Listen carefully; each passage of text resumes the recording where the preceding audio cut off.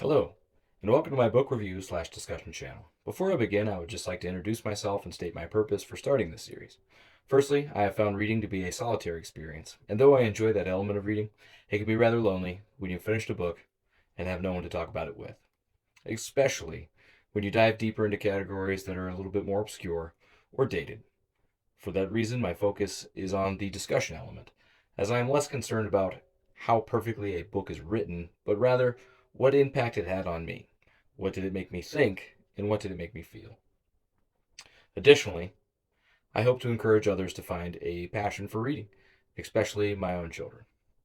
With that said, you will find my reading interests to be all over the map, but I am mostly fascinated by sci fi, dystopian novels, horror, religion, or books that tie in with my favorite movies or franchises. So, to kick off this review series, I would like to start with Communion by Whitley Strieber. The reason I chose this book, I read it primarily due to its cultural significance. I have always found the UFO community to be more interesting than the thought of UFOs themselves. I do not mean that to say that I'm laughing at people who feel they've had unexplainable experiences, but rather the ever expanding mythology that is agreed upon by participants. Every phase of the bizarre has to continue expanding or people will lose interest. So over time, all the new claims build on the mythology of what is known from previous claims within the community. So also as a kid, I would spend hours flipping through my copy of the Reader's Digest UFOs Continuing Enigma book. And it has a feature on Whitley Strieber and his book Communion. So Communion's been on my list for a long time. And I finally got around to reading it into my 30s. So, a brief summary of the book. This book is one man's alien abduction experience. The author claims the series of events are true and that he is a lifelong victim of alien abductions. It relies on the transcripts of his hypnosis sessions with famed UFOologist Bud Hopkins to convey this narrative. Long story short, Whitley is staying in a cabin with friends and experiences missing time, but has bizarre screen memories that are. So after he has these memories, it's recommended he undergoes hypnosis, where he recalls his abduction more precisely. He details being probed and prodded and describes the looks and smells of the aliens. He will also sprinkle in his thoughts on mythology and how those visitor experiences play into our modern understanding of various myths. My rating? 1 star.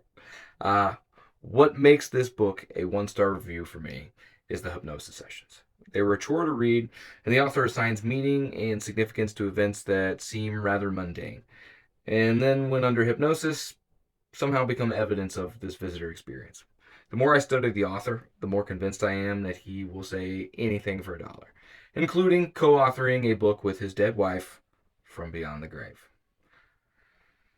Additionally, so much of the testimony relies on the work of Bud Hopkins, a known UFOologist who wrote the book Missing Time, years before Communion, mind you. Almost all of the subjects the man works with have the same story. But in my opinion, if you're seeking out this specific person to perform your hypnosis session, you already have some awareness of the road you are about to travel. Bud Hopkins' name is mentioned constantly throughout this book. He really is the epicenter of this entire UFO scene, from what I can tell. And I don't think he's any more credible than Whitley Strieber. If I sold books on Bigfoot, for instance, I'd be better off trying to convince people of the reality of Bigfoot. And I think that's what's going on here with Whitley Strieber and Bud Hopkins. These core group of researchers have been on the scene for a long time. I feel their commitment to the topic is extraordinary, and I do wonder if they really believe themselves, or if they are simply in the business of selling us modern fairy tales. Bud Hopkins passed away several years ago, but if you look into his circle of associates, many of them are still at work. But their claims have grown exponentially more ridiculous.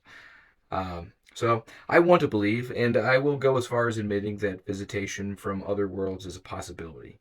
But if aliens are coming here to do what's described throughout this book, then they are wasting all of our time. Where this book shines is when the author provides hypothesis as to why and what these beings are, like fairies or interdimensional travelers or time travelers from the future or humans from the future, etc. But he goes on tangents and tries to qualify his ideas with anecdotal claims from various witnesses, and it's extremely repetitive. Also, no one ever seems to be able to conclusively say what the visitors are after aside from genetic testing. Perhaps because at the time of writing this, science was moving into a scary territory with concerning implications regarding genetics and cloning. But we grow babies in test tubes already, so I find it odd that we are more advanced than aliens when it comes to genetics, but way behind on the spaceflight part. With that being said, if you're just going to make this stuff up, at least make it entertaining.